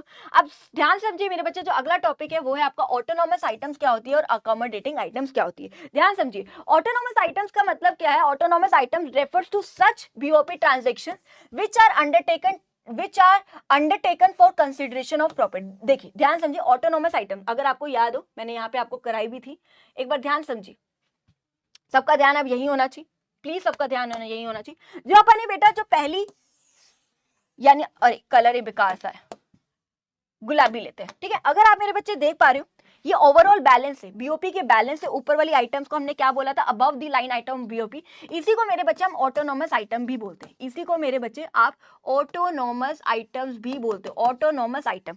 और ये जहां पे ऑफिशियल रिजर्व में मूवमेंट हो रही है इसी को मेरे बच्चे हम अकोमोडेटिंग आइटम बोलते हैं, अकोमोडेटिंग आइटम बोलते हैं। अकोमोडेटिंग आइटम का मतलब है इसकी वजह से आपके बीओपी जो है बैलेंस होता है, ठीक है। ये बीओपी डिसइक्विलिब्रियम की जो सिचुएशन अराइज होती है ना, इसको ये बैलेंस करने में हेल्प करता है ऑफिशियल रिजर्व का अकाउंट, इसको हम बोलते हैं अकोमोडेटिंग आइटम। तो यही है मेरे बच्चे। अगर आप देखो ऑटोनॉमस आइटम्स क्या है, जिसको जो क्यों करी जाती है, प्रॉफिट इसका पर्पस है। अब अगर आप यहाँ पे देखिए ये ट्रांजेक्शन क्यों करी जा रही है, एक्सपोर्ट इंपोर्ट, ये क्यों किया जा रहा है, ऑब्वियसली इसलिए किया जा रहा है ताकि प्रॉफिट वगैरह कमाया जा सके। तो ऑटोनॉमस आइटम का जो मेन पर्पस है वो क्या होता है, प्रॉफिट कमाना। जो अकोमोडेटिंग आइटम है उसका जो पर्पस प्रॉफिट कमाना नहीं, अकोमोडेटिंग आइटम का जो मेन पर्पस है वो आपके बीओपी को बैलेंस करना है।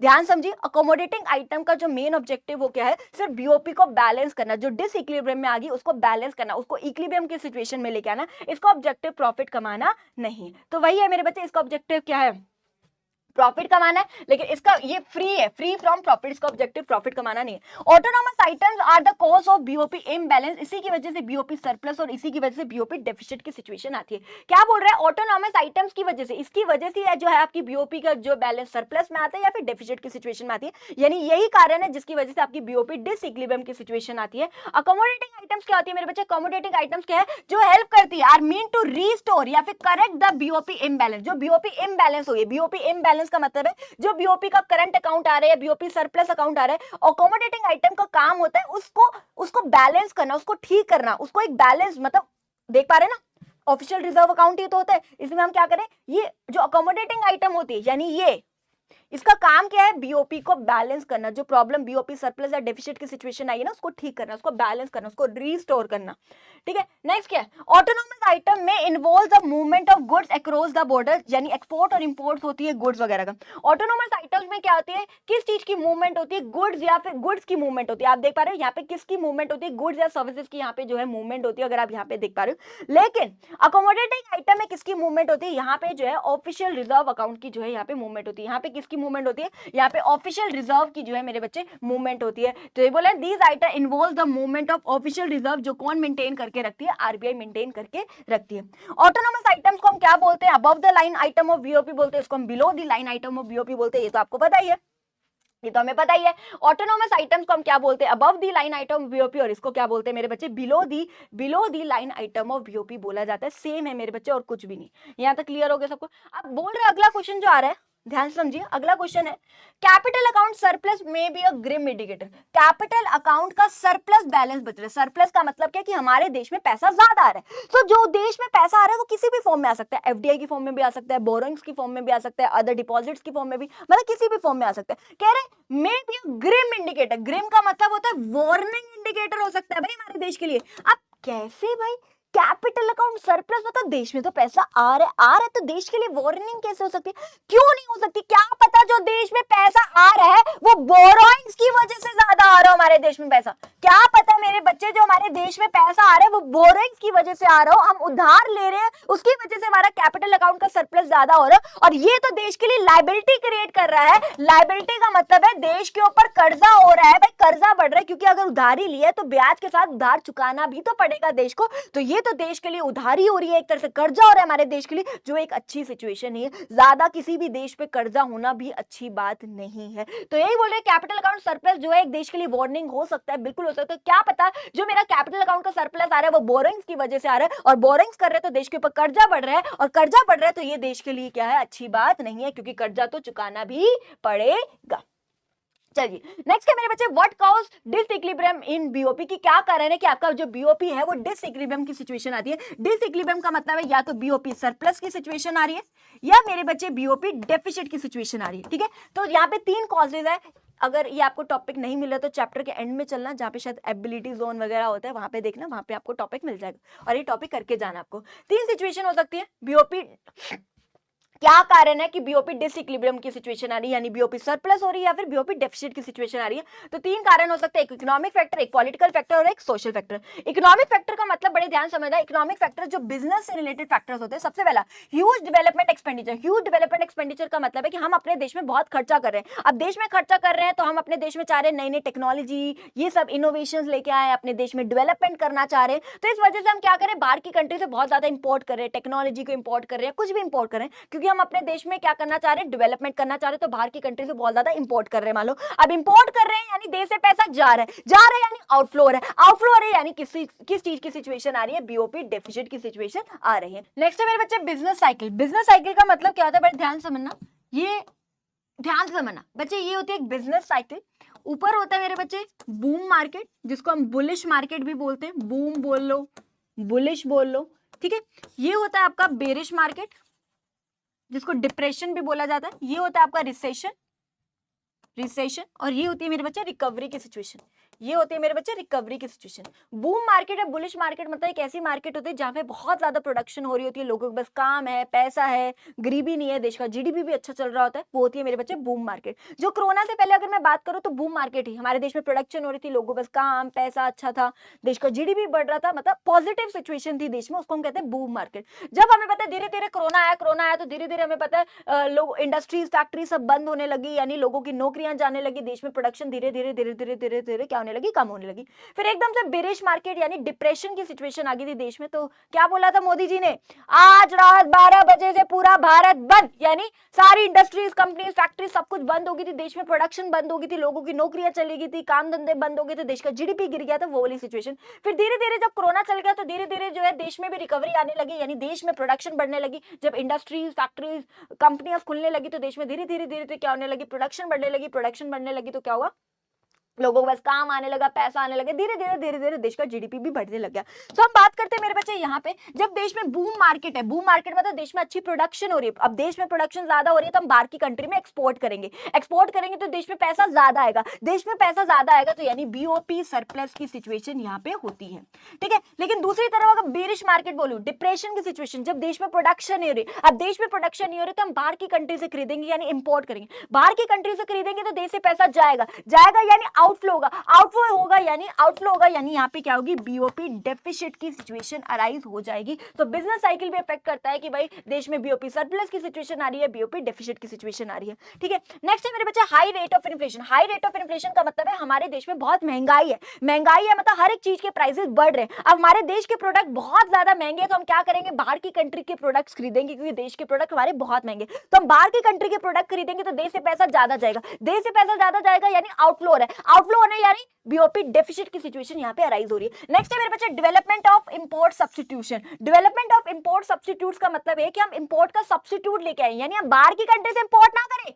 यानी अपने देश में प्रोडक्ट अपने देश में बनाए। सरकार कह रही है कि इंपोर्ट का सब्स्टिट्यूट लेके आओ, बाहर की कंट्री से मत खरीदो, यानी अपने देश में उसकी प्रोडक्शन करो। अपने देश में प्रोडक्शन करेंगे तो बाहर की कंट्री में एक्सपोर्ट करेंगे, बेचेंगे तो देश में पैसा आएगा, इनफ्लो, यानी इससे क्या होगा, बीओपी सरप्लस की सिचुएशन मेरे बच्चे यहाँ पे आएगी, बीओपी सरप्लस की सिचुएशन आएगी। नेक्स्ट है मेरे बच्चे change in cost structure of trading partner. Change in cost structure of trading partner का मतलब है कि अगर मैं अपने देश में अगर मैं बात करूं टेक्नोलॉजी डेवलप करूं या फिर नए नए इनोवेशंस करूंगी, नई टेक्नोलॉजी लाऊंगी, अच्छी मशीनें यूज करूंगी, ठीक है, इनोवेशन करूंगी, तो इससे क्या होगा, मेरे देश में प्रोडक्शन बढ़ेगी, तो देश का एक्सपोर्ट बढ़ेगा तो देश में पैसा आएगा, यानी इनफ्लो होगी यानी बीओपी सरप्लस की सिचुएशन यहाँ पे क्या होगी मेरे बच्चे होगी। अब आगे चलते हैं मेरे बच्चे, कुछ पॉलिटिकल फैक्टर्स भी है और कुछ सोशल फैक्टर्स भी है। पॉलिटिकल फैक्टर्स पॉलिटिक्स से रिलेटेड है, हमारे देश की सरकार पॉलिटिक्स राजनीति से रिलेटेड है। पहला पॉलिटिकल इंस्टेबिलिटी, अगर हमारे देश में बहुत ज्यादा इंस्टेबिलिटी होने का मतलब है कि सरकार टिक ही नहीं रही, कभी कौन सी सरकार आ रही, कभी कौन सी सरकार। पॉलिटिकल इंस्टेबिलिटी मतलब देश में जो सरकार आ रही है वो टिक नहीं रही, स्टेबल नहीं है, एकदम से बदली जा रही। अब आप खुद सोचिए, जिस देश में सरकार स्टेबल ही नहीं है, क्या उस देश में बाहर के लोग इन्वेस्ट करना चाहेंगे? नहीं, उनको डर लगेगा, पता नहीं यार इनकी तो सरकार ही नहीं टिक रही, पता नहीं मेरा पैसा टिकेगा कि नहीं टिकेगा, उनको डर लगेगा वहां पैसा इन्वेस्ट करने में, कहीं मेरा पैसा डूब ना जाए। इस चक्कर में बाहर की कंट्री से इन्वेस्टमेंट कम हो जाएगी, एफडीआई एफडीआई के फॉर्म में देश में पैसा कम आएगा, एफआईआई के फॉर्म में मतलब देश में पैसा कम आएगा। अब देश में पैसा कम आएगा यानी इनफ्लो कम, इनफ्लो कम है यानी बीओपी डेफिसिट की सिचुएशन यहाँ पे हो जाएगी। नेक्स्ट है मेरे बच्चे पॉपुलिज्म पॉलिसीज। पॉपुलिज्म पॉलिसीज का मतलब होता है कई बार जो सरकार है इलेक्शनों के टाइम पे खुद को पॉपुलर करने के लिए, पॉपुलिज्म मतलब पॉपुलर करने के लिए कुछ ना कुछ पॉलिसीज बनाती है। जैसे कि आपने देखा होगा अगले साल मान लो चुनाव है तो एक साल पहले देखती है ना सरकार बहुत सारी पॉलिसीज बनाती है ना, कुछ अच्छा अच्छा काम करने की कोशिश करती है ताकि अगली बार इलेक्शन में खड़े हो तो उन्हीं को वोट मिले, है ना, करती है ना, ताकि उन्हीं को इलेक्शन में जिताया जाए, उनको वोट मिले। तो मान लो सरकार ने अपनी पॉलिसीज में कुछ चेंजेस करे ताकि वो पॉपुलर हो सके, यानी कुछ कहते हैं ना लास्ट में थोड़े बहुत चेंजेस करे। जैसे मान लो सरकार ने चेंज करे, उन्होंने मान लो इंपोर्ट ड्यूटीज को कम कर दिया। इंपोर्ट ड्यूटीज कम करने का मतलब इंपोर्ट पे टैक्स कम लगा दिया। अब इंपोर्ट पे टैक्स कम है तो हम बाहर की कंट्री से इंपोर्ट ज्यादा करेंगे, ज्यादा इंपोर्ट करेंगे तो देश से पैसा ज्यादा जाएगा, देश से पैसा ज्यादा जाएगा यानी बीओपी डेफिसिट की सिचुएशन आ जाएगी। और अगर मान लो लेट्स से सरकार ने एक्सपोर्ट ड्यूटीज कम कर दी, एक्सपोर्ट ड्यूटीज कम करने का मतलब है एक्सपोर्ट पे टैक्स कम लगा रही है। अब एक्सपोर्ट पे कम टैक्स लग रहा है तो हम बाहर की कंट्री में ज्यादा एक्सपोर्ट करेंगे, ज्यादा एक्सपोर्ट करेंगे तो ज्यादा पैसा आएगा, ज्यादा पैसा आएगा यानी इनफ्लो होगा यानी बीओपी सरप्लस की सिचुएशन आएगी। ठीक है, नेक्स्ट है मेरे बच्चे कुछ सोशल फैक्टर्स है जो हम बात करें। सबसे पहला है मेरे बच्चे change in taste and preference. Change in taste and preference को हम दो पर्सपेक्टिव में पढ़ेंगे। एक होता है मेरे बच्चे फेवरेबल टेस्ट एंड प्रेफरेंस और एक होता है मेरे बच्चे unfavourable taste and preference. Favourable taste and preference का मतलब है कि बाहर के लोगों को हमारा प्रोडक्ट पसंद आ रहा है, फेवरेबल है, उनके टेस्ट के अकॉर्डिंग, उनके लाइक्स के अकॉर्डिंग, उनके प्रेफरेंस के अकॉर्डिंग प्रोडक्ट है, यानी बाहर के लोगों को हमारा प्रोडक्ट पसंद आ रहा है। अगर हमारा प्रोडक्ट पसंद आ रहा है तो यानी हमारे देश का एक्सपोर्ट ज्यादा होगा, हम ज्यादा बेच पाएंगे बाहर की कंट्रीज में, ज्यादा बेचेंगे तो ज्यादा पैसा आएगा, ज्यादा पैसा आएगा तो यानी बीओपी सरप्लस की सिचुएशन हो जाएगी। लेकिन अगर मैंने बात करी अगर देश में अनफेवरेबल सिचुएशन है, unfavourable change in taste and preference की सिचुएशन है, यानी बाहर के लोगों को हमारा प्रोडक्ट पसंद नहीं आ रहा तो लोग पसंद ही नहीं करेंगे तो खरीदेंगे कम यानी एक्सपोर्ट हमारे देश का कम, एक्सपोर्ट कम होगा तो देश में पैसा कम आएगा, देश में पैसा कम आ रहा है यानी इनफ्लो कम हो रहा है, देश में इनफ्लो कम हो रहा है यानी बीओपी डेफिसिट की सिचुएशन आ जाएगी। यहाँ पे बीओपी डेफिसिट की सिचुएशन आएगी, यहाँ पे बीओपी सरप्लस की सिचुएशन आ जाएगी।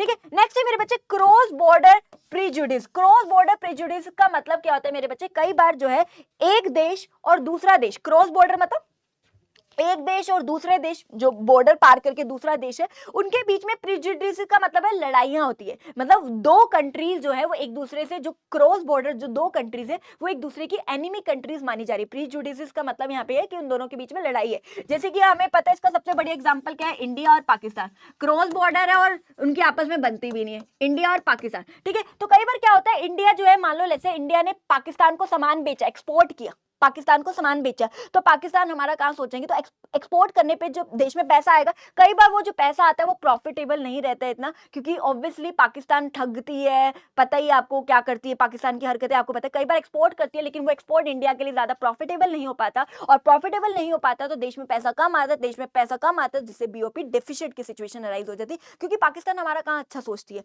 तो एक्सपोर्ट करा, सामान बेचा, लेकिन वो एक्सपोर्ट हमारे लिए ज्यादा प्रॉफिटेबल नहीं रहता। और कई बार क्या होता है हमारा भारत पाकिस्तान से कई बार इंपोर्ट करता है, कई बार ऐसा होता है कि हमें पाकिस्तान से कुछ खरीदना पड़ रहा है, सामान खरीदना पड़ रहा है, मान लो कोई एक ऐसा प्रोडक्ट है जो पाकिस्तान ही सिर्फ बनाता है, एग्जांपल ले लेती हूँ, तो मुझे पाकिस्तान से सामान खरीदना पड़ रहा है तो देश से पैसा जा रहा है, तो कई बार पाकिस्तान तो हमारा बुरा ही चाहेगी, आपको पता है, तो पाकिस्तान से सामान खरीदा हमने तो देश से पैसा जाएगा, हमें पता है ना, तो कई बार पाकिस्तान से सामान खरीदना ज्यादा एक्सपेंसिव पड़ जाता है और मेरे पास कोई ऑप्शन भी नहीं रहता कि मैं दूसरी कंट्री, दूसरे देश से खरीद पाऊं, क्योंकि वो सिर्फ प्रोडक्ट मान लो सिर्फ पाकिस्तान ही बनाती है, तो मैंने पाकिस्तान से सामान खरीदा तो मेरे देश से, हमारे देश से पैसा जा रहा है, वो प्रोडक्ट हमारे लिए बहुत एक्सपेंसिव कर दिया पाकिस्तान ने, अरे भारत को बेचना है, महंगा करो, लूटेंगे इनको, वैसे लूटती है। ठीक है, तो क्या है, फटाफट से ध्यान समझिए, तो पाकिस्तान से सामान खरीदा, इंपोर्ट किया, तो वो जो इंपोर्ट किया वो कई बार हमारे लिए ज्यादा एक्सपेंसिव हो जाता है, देश से पैसा ज्यादा जा रहा है, देश से पैसा ज्यादा जा रहा है, यानी आउटफ्लो ज्यादा हो रहा है, यानी बीओपी डेफिसिट की सिचुएशन आ जाती है। तो वही बात कर रहे हैं, अगर दो कंट्रीज के बीच में आपस में नहीं बनती है तो इंपोर्ट एक्सपोर्ट करना से, इंपोर्ट एक्सपोर्ट भी, मतलब अगर मान लो जैसे मैंने एक्सपोर्ट किया तो वो मेरे लिए कम प्रॉफिटेबल होता है, और इंपोर्ट किया, खरीदा, तो वो मेरे लिए ज्यादा एक्सपेंसिव बन जाता है, एक्सपेंसिव पड़ जाता है, तो जिससे बीओपी डेफिसिट की सिचुएशन जो है मेरे बच्चे आ जाती है। लास्ट टॉपिक जो है फटाफट से देख लीजिए, सिग्निफिकेंस ऑफ बीओपी अकाउंट, जिसको मैं बीओपी डेटा भी बोल देती हूँ, बीओपी अकाउंट बोलो या बीओपी डेटा बोलो। सिग्निफिकेंस का मतलब होता है मेरे बच्चे इंपॉर्टेंस, सिग्निफिकेंस का मतलब क्या होता है मेरे बच्चे, इंपॉर्टेंस, यानी बीओपी अकाउंट, आपने देखा बीओपी अकाउंट हमने पढ़ा, बीओपी क्या है, बीओपी होता क्या है, बीओपी एक statement, it is a account, it is a statement जिसमें हम क्या रिकॉर्ड करते हैं, हमारे देश की और बाहर की कंट्रीज के बीच में जो भी मॉनेटरी ट्रांजेक्शन्स हो रही है हम यहाँ पे रिकॉर्ड करते हैं। देश में पैसा आता है तो वहाँ यहाँ रिकॉर्ड करते हैं, देश से पैसा जाता है तो यहाँ पे हम रिकॉर्ड करते हैं। ठीक है जी, यही होती है हमारी, क्या होती है, ये होती है हमारा बीओपी अकाउंट, जिसको मैं बीओपी, सिंपल सी बात है, बीओपी अकाउंट बोल लो या फिर बैलेंस ऑफ पेमेंट अकाउंट, कुछ मर्जी बोलो, एक ही बात। ठीक है, अब इसके फायदे क्या, सबसे पहले क्या, financial status of domestic economy. Domestic का मतलब हम भारत की बात करें, हमें हमारे देश की फाइनेंशियल स्टेटस के बारे में पता चल पाता है कि हमारे देश में कितना पैसा आ रहा है, हमारे देश से कितना पैसा जा रहा है, हमें उसके बारे में पता चल पाता है। नेक्स्ट है net factor income from abroad के बारे में पता चल पाता है। Net factor income from abroad का मतलब क्या होता है, factor income from abroad minus factor income to abroad. मुझे ये पता चल पाता है कि बाहर की कंट्री से हमारे देश में कितना पैसा आ रहा है और हमारे देश से बाहर की कंट्री में कितना पैसा जा रहा है। मुझे पता चल पाता है ना कि बाहर की कंट्री से हमारे देश में कितना पैसा, उसको मैं यहाँ डालती हूँ, हमारे देश से बाहर की कंट्री में मतलब आउटफ्लो कितना हो रहा है उसको मैं यहाँ डालती हूँ, तो यही हमें पता चल पाता है कि हमारे देश में कितना पैसा आ रहा है बाहर की कंट्री से, ठीक है, और हमारे देश से कितना पैसा जा रहा है बाहर की कंट्री में। ये सारी चीजों के बारे में मुझे पता चल पाता है। एक्सपोर्ट्स और इंपोर्ट्स के बारे में पता चल पाता है कि हमारे देश के एक्सपोर्ट्स कितना है, इंपोर्ट्स कितना है, वो हमें पता चल पाता है। मार्केट पोटेंशियल के बारे में पता चलता है, यानी हमारे मार्केट की, हमारी डोमेस्टिक मार्केट, हमारे देश की जो मार्केट है उसका पोटेंशियल पता चल पाता है। अगर जैसे मैंने यहाँ से देखा कि एक्सपोर्ट ज्यादा हो रहा है, हमारे देश का एक्सपोर्ट ज्यादा हो रहा है, तो मैं देख पा रही हूँ कि हमारी मार्केट स्ट्रॉन्ग है, हमारे इंडियन मार्केट स्ट्रॉन्ग है, मतलब हमारे प्रोडक्ट को बाहर के लोग पसंद कर रहे हैं, है ना। और लेट्स से अगर मान लो इंपोर्ट ज्यादा, हमारे देश का इंपोर्ट ज्यादा होने का मतलब है हमारे देश की मार्केट थोड़ी स्ट्रॉन्ग नहीं है, हमारे देश के लोग जो हमारे देश के लोग अपने देश का प्रोडक्ट ज्यादा अच्छे से पसंद नहीं कर रहे, बाहर का प्रोडक्ट ज्यादा अच्छे से पसंद कर रहे, मतलब मार्केट पोटेंशियल के बारे में पता चल पाता है, हमें हमारे देश की मार्केट के बारे में पता चल पाता है। एक्सपोर्ट ज्यादा तो मतलब हमारे देश का जो प्रोडक्ट है बाहर के लोग भी पसंद कर रहे हैं, तो हम इससे पता चलता है कि हमारी मार्केट कितनी स्ट्रॉन्ग है। ठीक है, नेक्स्ट है मेरे बच्चे मॉनेटरी एंड फिस्कल पॉलिसीज के बारे में पता चल पाता है। मॉनेटरी पॉलिसीज वो पॉलिसीज जो आरबीआई बनाती है और फिस्कल पॉलिसीज वो पॉलिसीज जो गवर्नमेंट बनाती है। ठीक है जी, जैसे आरबीआई कौन कौन सी पॉलिसीज बनाती है, CRR, SLR, LRR, repo rate वगैरह वगैरह वगैरह, और गवर्नमेंट कौन कौन सी पॉलिसीज बनाती है, फिस्कल पॉलिसीज जो गवर्नमेंट के एक्सपेंडिचर और गवर्नमेंट के रेवेन्यू से रिलेटेड है, रिसिप्ट से रिलेटेड है। ठीक है, गवर्नमेंट खर्चे करते हैं, बहुत तरीके हैं गवर्नमेंट के पास पैसे आने के, जैसे कि टैक्सेस की फॉर्म में, बोरोइंग्स फ्रॉम आरबीआई या फिर पब्लिक बोरोइंग्स हो गए, ये सारी चीजें। तो इस सिचुएशन में गवर्नमेंट को हेल्प करता है पॉलिसीज बनाने में। अगर लेट्स से मान लो देश में बीओपी डेफिसिट की सिचुएशन है, तो इस टाइम पे गवर्नमेंट या आरबीआई को हेल्प करेगा। बीओपी डेफिसिट का मतलब क्या है कि बीओपी डेफिसिट का मतलब है देश से पैसा ज्यादा जा रहा है, यानी हमारे देश में पैसा कम, हमारे देश में पैसा कम यानी आम जनता के पास पैसा कम है, यानी मनी की सप्लाई मार्केट में कम है, मनी की सप्लाई मार्केट में कम है। तो उस टाइम आरबीआई कहती है कि भाई लोगों को दो पैसा, अगर लोगों के पास पैसा कम है तो लोगों को पैसा दो, लोन की फॉर्म में पैसा दो। तो उस टाइम पे बताइए आरबीआई क्या करेगी, सीआरआर को बढ़ाएगी, एसएलआर को बढ़ाएगी, कम करेगी, क्या करेगी वो आप मुझे बताना, बस वही करती है, यानी इन अपनी मॉनेटरी पॉलिसीज का इस्तेमाल करती है उस सिचुएशन में कि बढ़ाएगी कि कम करेगी। सेम गवर्नमेंट के लिए भी, मान लो बीओपी डेफिसिट की सिचुएशन है, बीओपी डेफिसिट मतलब देश से पैसा ज्यादा जा रहा है, देश में पैसा कम, देश में पैसा कम है, तो अब गवर्नमेंट ये कहती है कि भाई देश में पैसा कम है तो लोगों को पैसा दो। तो उस टाइम में गवर्नमेंट अपने खर्चे ज्यादा करेगी ताकि लोगों के पास पैसा कम है, टैक्सेस को कम कर देगी ताकि लोगों के पास पैसा रहे, और आरबीआई से बोरिंग ज्यादा करेगी ताकि लोगों के पास पैसा ज्यादा है, पब्लिक बोरिंग्स कम करेगी क्योंकि लोगों के पास ऑलरेडी पैसा कम है। तो वही है बेटा, इस सिचुएशन में क्या, बीओपी डेफिसिट मतलब लोगों के पास पैसा नहीं है तो देगी, उनको कुछ ऐसा करेगी, तो अपनी पॉलिसीज में कुछ चेंजेस करेगी ताकि लोगों के पास पैसा आए। सेम अगर मान लो बीओपी सरप्लस की सिचुएशन है, तो उस सिचुएशन में क्या करेगी भाई, बीओपी सरप्लस का मतलब क्या, देश में पैसा ज्यादा आ रहा है, देश में पैसा ज्यादा आ रहा है मतलब देश में लोगों के पास पैसा ज्यादा है, मनी की सप्लाई मार्केट में ज्यादा है, यानी आम जनता के पास पैसा ज्यादा है, मनी की सप्लाई मार्केट में ज्यादा है। उस टाइम पे बताइए आरबीआई क्या करेगी, आरबीआई यही चाहेगी, ऑलरेडी लोगों के पास पैसा ज्यादा है तो क्यों देना उनको लोगों को और पैसा, तो आरबीआई चाहेगी कि लोगों के पास पैसा कम आए, लोन की फॉर्म में पैसा कम आए, है ना। तो उस सिचुएशन में आरबीआई वही CRR, SLR, repo rate, reverse repo rate, यही सारी चीजों में क्या करेगी, ऊपर नीचे करेगी, चेंजेस करेगी उसकी, ताकि लोगों के पास पैसा कम आए, मनी की सप्लाई मार्केट में कम हो जाए।